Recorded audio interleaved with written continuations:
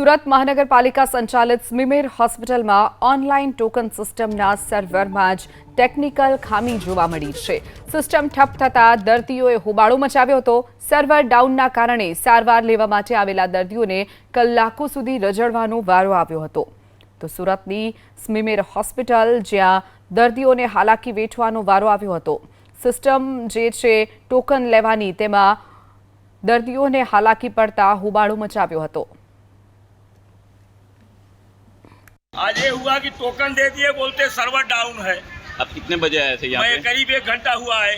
कोई बोलता मैं 8 बजे से आया, कोई बोलता 9 बजे से आया हूँ। बोलते सर्वर डाउन है। इसमें तो आदमी मर जाएगा। सर्वर डाउन से मतलब क्या, राशन की दुकान थोड़ी है ये। दवा खाना, इसको जैसे मिले उसे दवा देना चाहिए।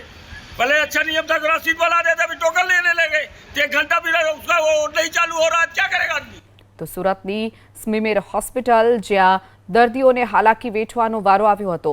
સિસ્ટમ જે છે ટોકન લેવાની તેમાં દર્દીઓને હાલાકી પડતા હોબાળો મચાવ્યો હતો।